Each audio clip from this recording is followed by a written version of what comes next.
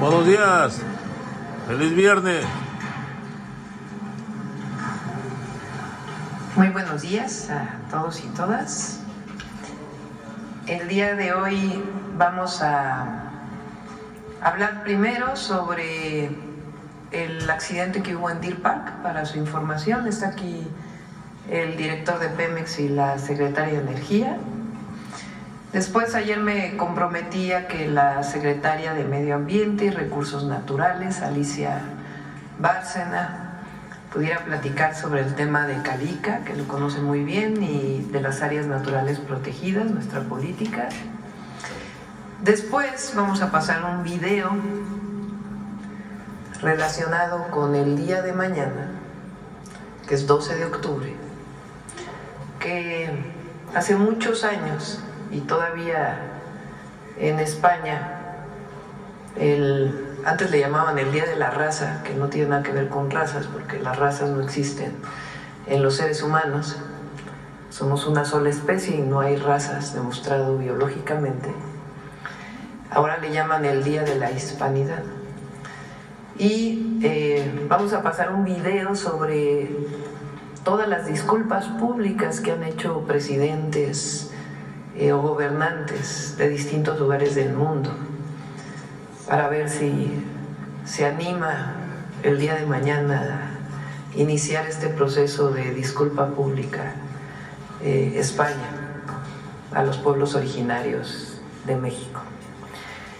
Y después abrimos preguntas y vamos a cerrar hoy con otro video de Suave Patria, que son todos los viernes. Entonces vamos a iniciar con Víctor, ¿quieres platicar? Y luego Luz Helena para complementar la información. Adelante.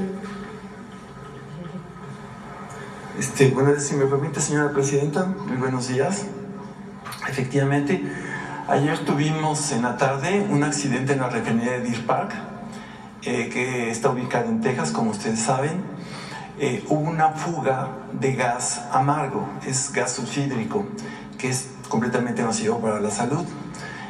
Tuvimos 35 afectaciones, de los cuales se evaluaron localmente y se enviaron al hospital a partir de esa información solamente 13 personas, de los cuales están en estado de salud bien. Sin embargo, permanecen en el hospital por cuestiones de protocolo durante 24 horas. Lamentablemente tenemos 2 fallecidos, que son los trabajadores que estaban directamente trabajando en la zona afectada y que recibieron el impacto directo del gas. No pudimos recuperar los cuerpos hasta la madrugada por un problema de que la zona se queda afectada y se queda contaminada durante algunas horas. Después de que se disipó el gas, se pudo entrar a la zona y fue cuando encontraron los 2 cuerpos. Uno de ellos muy rápido, estaba a nivel del piso, y el otro estaba a 10 metros de altura, que fue un poco más complicado. Se recuperaron los cuerpos. Se establece una serie de protocolos en cuanto a intervención con las familias, se da aviso a las autoridades. Bueno, inmediatamente después del accidente, los primeros minutos, se da aviso a las autoridades locales, tanto al condado de Harris, donde se encuentra la refinería, como en el estado de Texas y a nivel federal. Actualmente se está haciendo una serie de investigaciones para ver las causas del accidente. Aún no podemos señalar exactamente lo que hay, no podemos especular con las razones de lo que sucedió hasta que se analice concretamente y se haga un análisis causa raíz de las causas, y ya podremos informar qué fue lo que sucedió. No son trabajadores de Pemex los que fueron fallecidos, ni tampoco los afectados, son trabajadores de la refinería. En particular, los 2 fallecidos pertenecen a empresas de mantenimiento que se contratan como un servicio externo a la refinería. Recordemos que no hay personal de Pemex. Bueno, el directivo, los responsables de la refinería sí son mexicanos, pero el personal es personal de los Estados Unidos. Entonces estamos en contacto con las familias.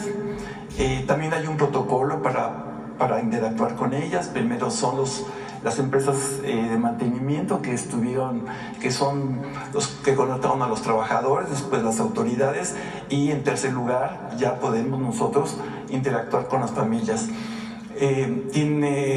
Pemex ha ofrecido todo el apoyo, hay una serie de seguros que se contratan en este tipo de casos. Los protocolos están muy bien establecidos y se han estado desarrollando de manera muy coordinada con las autoridades. Ahorita exactamente en estos momentos se está haciendo la reunión para ver las causas raíz de la investigación. Entonces, ¿las afectaciones de la refinería? Automáticamente cuando hay el accidente se pone en stand-by, se reduce el nivel de la refinería, directamente las áreas afectadas.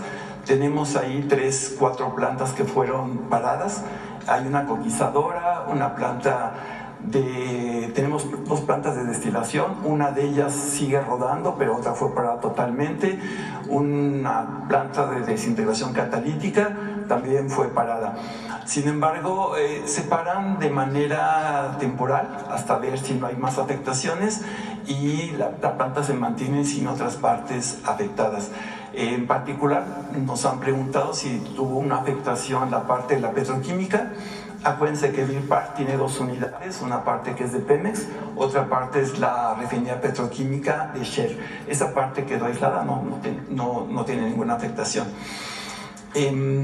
Una vez que se decida el análisis causa raíz, que va a ser muy rápido por el tipo de accidente que hubo, vamos a arrancar rápido la refinería para que siga produciendo la cantidad que está produciendo, que son alrededor de 320,000 barriles por día.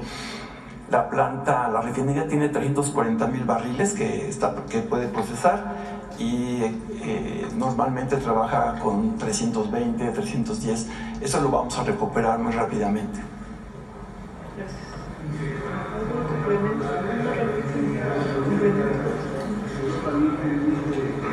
¿Cuándo está el 100% de la producción de la refinería Olmeca? Sí. En el tema de la refinería Olmeca está programada una reunión específica para ello, pero voy a responder a la pregunta. La planta está al 80%. Acuérdense que ahorita estamos en el periodo de arranque de la refinería, de tal manera que se hacen las corridas, se verifica que es todo bien, que esté funcionando correctamente, se para, se arranca y todo. Tenemos un nivel de proceso que puede ser continuo, y es lo que se ha reportado en el último mes. Sin embargo, es un periodo de pruebas, todavía nos faltan para que arranque completamente, y va a ser en unos días.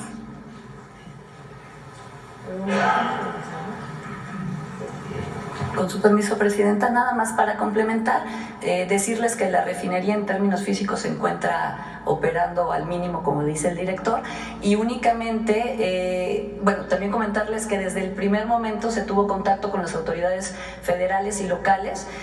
La autoridad ambiental, la EPA, y el condado de Harris ya dieron su visto bueno en términos de la calidad del aire que existe en la refinería y en sus alrededores.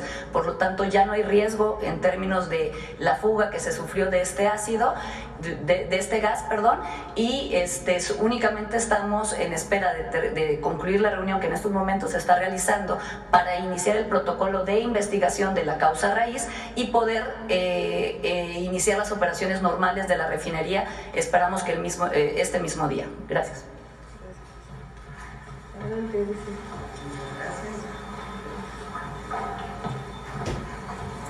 Muy buenos días.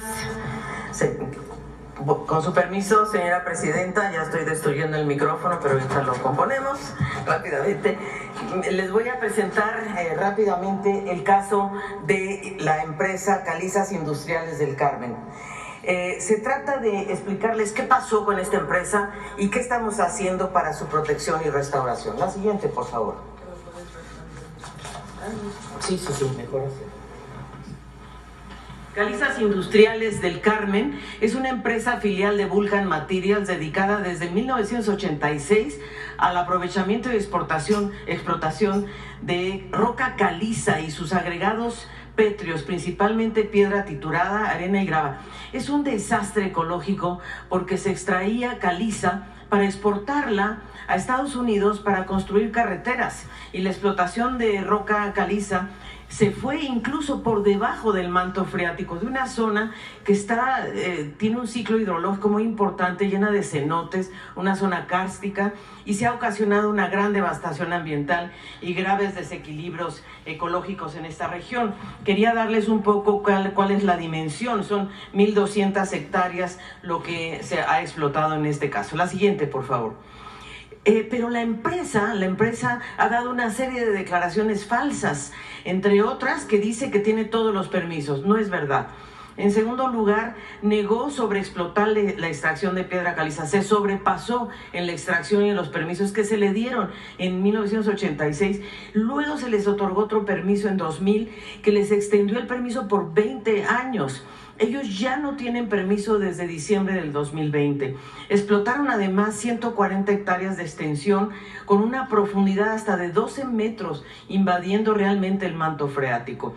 Declararon que había 7 cenotes de los, hay 17 en total, ahorita vamos a ver, y cuando se hizo una visita se encontraron solo 4, quiere decir que destrozaron al menos 3. Y afirmaron tener todas las concesiones de agua y solamente tenían una que nunca actualizaron y que fue justamente utilizada esa agua para incluso ir más abajo del manto freático. Simularon incluso ante el Tribunal Internacional que tenían todos los permisos del Instituto Nacional de Antropología e Historia en las zonas arqueológicas. Y yo diría lo más delicado también para México es que reportaron a la Autoridad Financiera de Estados Unidos en la bolsa, porque es una empresa que cotiza en bolsa, el doble de reservas de material pétreo que reportan en México para poder evadir impuestos.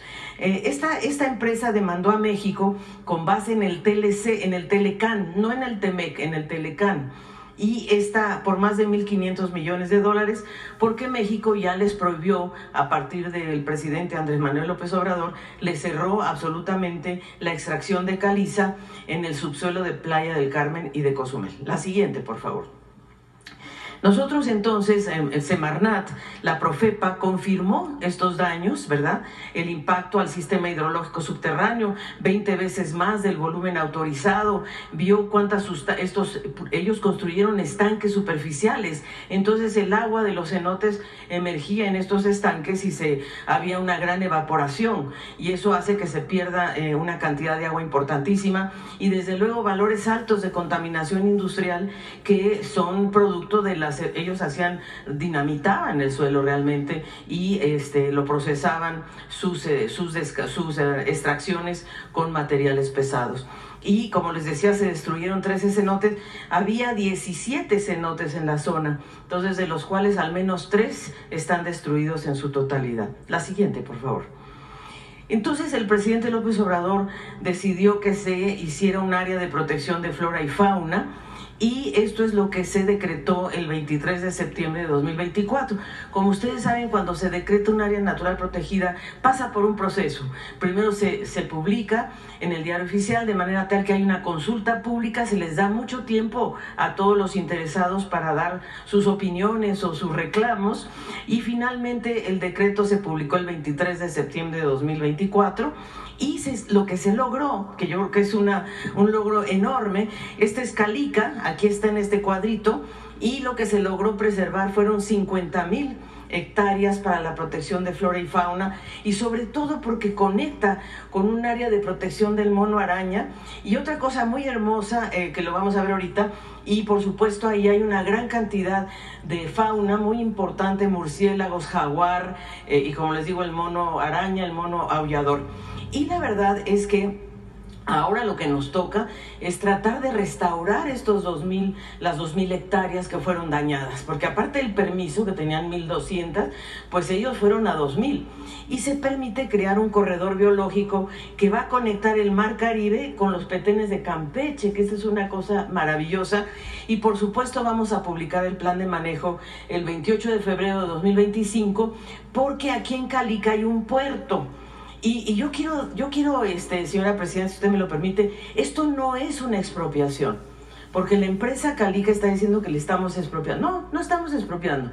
Su terreno sigue siendo de ellos. Lo único que sí estamos diciendo es que no pueden extraer ni un gramo más de piedra caliza. Eso sí, es decir, tendrán que restaurarlo, producir bosque, a ver qué hacen, pero caliza no. La siguiente, por favor. Y esto es la parte maravillosa, porque esto va a esta área natural protegida se conecta con Calakmul.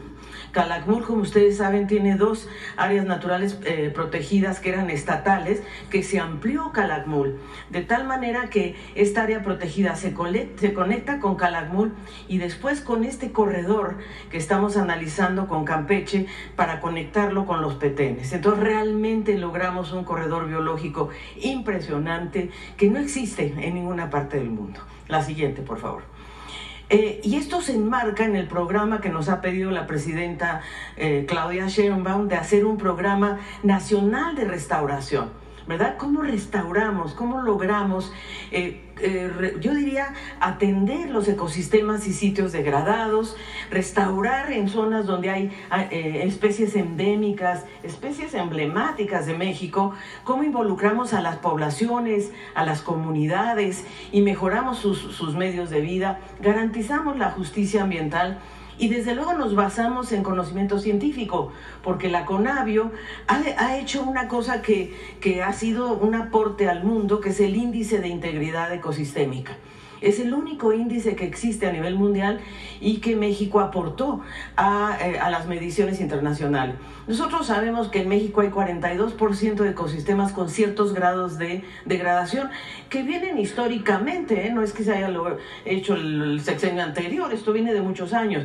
Nosotros estamos seguros, convencidos, que con este programa podemos restaurar el 20% del territorio. Sí lo podemos lograr si logramos sanear estos ríos, Tula, Lerma, Atoyac, Sonora, recuperar el 30% de los manglares de nuestros 11,000 kilómetros de costa, no es difícil, y reforestar 10% de los bosques y selvas en 9 estados de la República. Y desde luego nuestro gran acuario del mundo, que es el Golfo de California, donde está la vaquita, las ballenas azul, etcétera. Y creo que lo podemos lograr. La siguiente, por favor. En el país, el presidente López Obrador dejó 232 áreas naturales protegidas. En su periodo se logró proteger 50 áreas adicionales a las que venían de antes. Entonces, fíjense ustedes qué maravilla, porque muchas de las áreas protegidas están en las zonas marinas, que es lo verde, ¿verdad? Y nosotros tenemos este mapa, que no se ve nada, pero sí se ve el mapa, por lo menos, pero lo pueden bajar de la red con una lupa, por supuesto, pueden ver todos los datos. La siguiente, por favor. Y esto es lo que dejó el presidente López Obrador. Fíjense qué importante. Logramos de 182 áreas naturales protegidas, así empezó el periodo de 2018, se llegó a 232 áreas naturales protegidas, 98,000 hectáreas, que fue lo que se aumentó en términos de áreas naturales protegidas. Pero hay otras áreas que son voluntarias, cuando la gente dice, yo quiero poner mi terreno a protección. Y ahí estamos hablando de 1,233 más. O sea, llegamos a 99 millones de hectáreas de conservación. Es realmente espectacular. ¿Y por qué es espectacular? Y ponemos la última, por favor. Porque nosotros estamos seguros que en el periodo de la presidenta Claudia Sheinbaum, México va a poder cumplir con el compromiso que se llama 30-30-30, que es 30% de áreas naturales terrestres, 30 marinas al 2030. Entonces, de 99 millones de hectáreas, podemos pasar a 153. Estamos seguros que lo podemos lograr. ¿Es cuánto, señora presidenta? Muchas gracias. Vamos con el video de los perdones y luego pasamos a las preguntas. Ofrecer disculpas por crímenes de lesa humanidad es una responsabilidad histórica, una manera de buscar la reconciliación y superación de agravios del pasado. Hacerlo enaltece a quien admite el daño hecho a otros pueblos o naciones.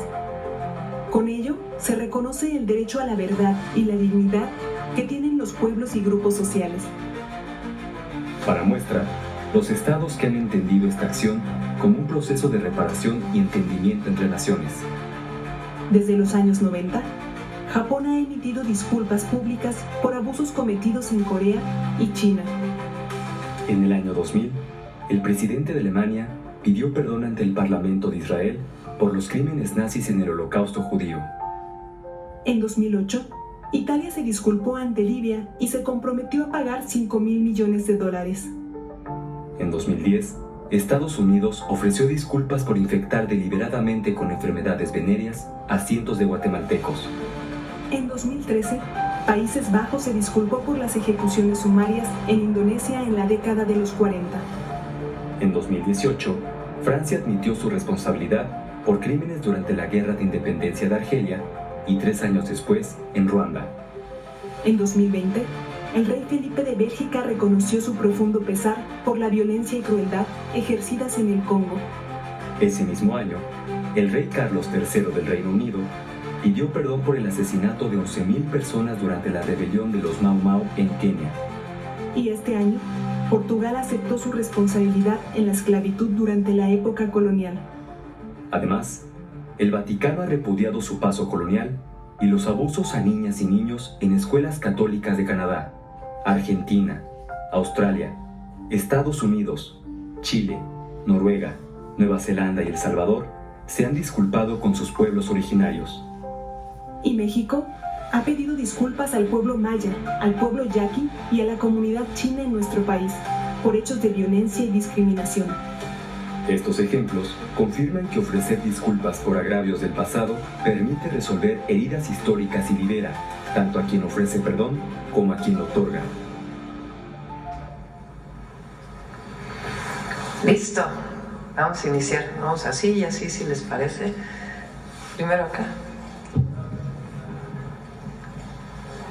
Sandra Aguilar de Grupo Informativo. Muy buenos días, Presidenta. Ayer por la noche fuimos testigos de un evento de pasajes importantes de nuestro maravilloso país que es México. En esta nueva travesía que inicia, en este nuevo gobierno que inicia, interesante ver cómo los jóvenes, porque ya son adolescentes, jóvenes que estuvieron presentes, son testigos de estas grandes conquistas y de esta gran transformación que ha tenido México a lo largo de estos 200 años. Para usted, Presidenta, ¿qué significa, más allá de ver lo grandioso, insisto, que es nuestro país, la cultura que vimos al final en estos bailes emblemáticos de todo nuestro país? ¿Qué significa para usted el tener a jóvenes involucrándose, conociendo de nuestra historia, conociendo de esta lucha, que al final de esta fiesta, porque fue una fiesta realmente lo que vivimos el día de ayer, vitorearon, no dijeron presidenta, dijeron Claudia, ¿qué representa para usted este primer evento distinto a lo que habíamos conocido después de estos 6 años de la Cuarta Transformación? Bueno, el objetivo de esta celebración, esta conmemoración, es recordar siempre de dónde venimos. Durante el periodo neoliberal se olvidaron de las fechas cívicas. Es más, internacionalmente hablaron del fin de la historia. Y recordar la historia, hacer memoria histórica de los hechos que han constituido a nuestra patria y en particular a la República es muy importante. Es muy importante para todas y todos los mexicanos.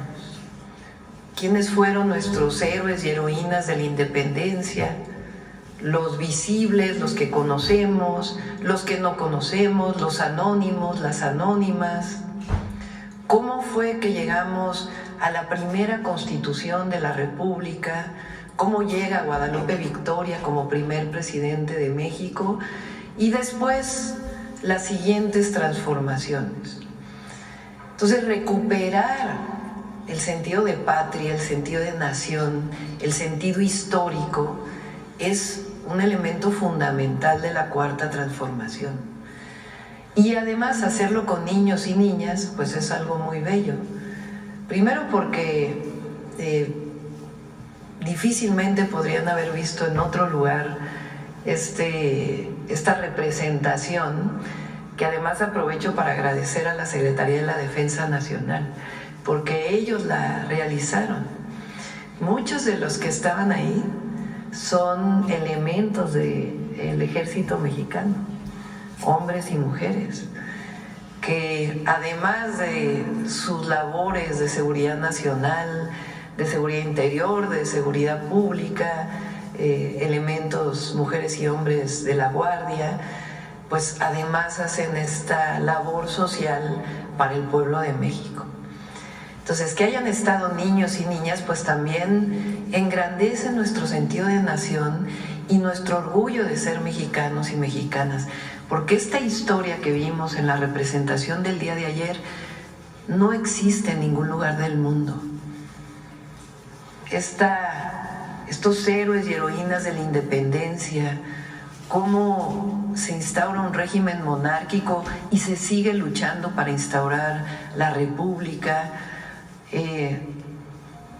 Después de la independencia, su consumación, cómo siguen luchando contra la última invasión española que hubo, y después la lucha contra la invasión de Estados Unidos, y después las leyes de reforma, y después la lucha contra la intervención francesa, y después ayer terminamos con la Revolución Mexicana de manera muy breve. Entonces sí, es parte fundamental de lo que vamos a seguir haciendo, este rescate de la memoria histórica y este orgullo que debemos sentir de ser mexicanos y mexicanas, por nuestro origen ancestral, los pueblos originarios, y también por la fecunda historia patria. A eso es a lo que llamamos el humanismo mexicano, que se traduce además pues en que entre todos nos cuidamos, entre todos nos queremos, entre todos nos ayudamos, no permitimos que nadie se quede atrás, por eso por el bien de todos primero los pobres. Entonces ayer pues fue esta celebración.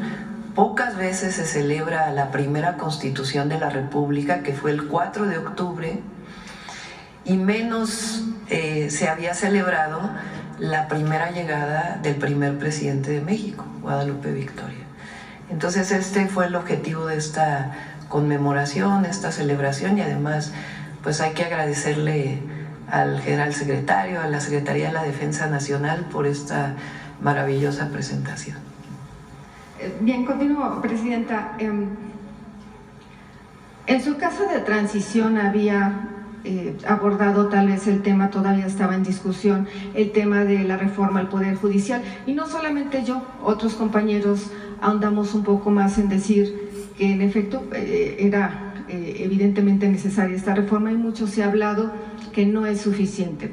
Y cuando digo que no es suficiente, hablábamos e inclusive compartimos que la corrupción que existe desde la elaboración de las carpetas, desde los ministerios públicos, evidentemente existe en muchos estados. Hoy como presidenta quiero compartirle que, y lo sabe, Presidenta, y lo sabe usted, y lo sabe también la exfiscal Ernestina Godoy, de este apoyo que sí en efecto han tenido muchas mujeres en el acompañamiento cuando existen temas de violencia, cuando existen temas de corrupción, cuando existen temas de familiares, y que vienen involucrando también pues realmente a toda la familia por igual. Se han detectado, y ahora sí se lo puedo decir de frente, se han detectado elaboración de carpetas a mujeres, y que lamentablemente por la falta de poder económico pasan de ser víctimas a ser victimizadas, y estas carpetas no avanzan, y lejos de avanzar se continúan poniendo o aumentando delitos a estas mujeres. Se ha hablado mucho aquí que nosotros tal vez venimos como gestores, inclusive yo quiero el día de hoy generalizarlo porque no es así. Ojalá me permita compartirle un solo caso, y que usted o los encargados o quien a usted designe puedan ver que en efecto esta corrupción existe, que en efecto el poder económico adentro de las fiscalías existe, y que no se puede continuar señalando, estigmatizando, tienen que dejar inclusive las mujeres hasta dejar de trabajar, porque todavía les aumentan otro delito más por abandono de hogar, cuando ni siquiera pensión les comparten, cuando ni siquiera se liberan sus carpetas, cuando las acusan inclusive de robo, cuando las acusan de muchos otros temas más. Yo no sé de qué manera, porque sé que esto es independiente a usted, pero sí vemos la coordinación. Ayer que vimos al fiscal, porque estuvo presente el fiscal en este evento, habla muy bien, no lo habíamos visto en años, en eventos públicos, es la realidad, pero si existe ahora esta coordinación, como usted lo ha compartido desde el día 1, ojalá que exista también esta coordinación para poder dar seguimiento a lo que acontece al interior de las fiscalías. Y específicamente voy a hablar, vamos a decirlo así, aquí en la Ciudad de México. Insisto, ojalá me permita compartirle un solo caso y verá que van a salir muchos más. Existen en las redes sociales. La coordinadora jurídica Ernestina lo sabe también. Sé que no pueden hacer mucho, lo sé, pero también quiero que quede aquí puesto, Presidenta, para que pues lo tenga presente y en la oportunidad y en sus facultades que usted tiene, pues puedan apoyar a estas mujeres. Y voy a cerrar con esto. Yo sé que es tiempo de mujeres, yo sé que es tiempo de muchos apoyos para nosotras, pero también tengo que evidenciar que estamos olvidando a los hombres, y le voy a decir por qué. En el estado de Morelos, en la Fiscalía de Morelos, se ha detectado también que las mujeres se prestan a señalarlos por intento de violación, y luego cuando determinan, por violación primero, y cuando determinan que no existió tal delito, quiero reclasificar el delito, fue intento de violación. Permítame compartirle también un solo caso para que se dé cuenta cuánta gente inocente está en las cárceles, o al menos este tema en específico. Con ello se avecina una marcha para el próximo mes de noviembre por todas las personas que están dentro de estos centros penitenciarios, que son inocentes y que la única voz que tienen es aquí, señora Presidenta. Sabe que existe corrupción en esta fiscalía y ha llegado desde el 1 de octubre una nueva gobernadora. Ha llegado usted como mujer y esperemos que no manche este tipo de situaciones, pues su gobierno. Y hasta ahí voy a dejar, porque nosotros no hacemos gestiones, solamente compartimos lo que sucede en estos lugares. Con esto me despido. Gracias.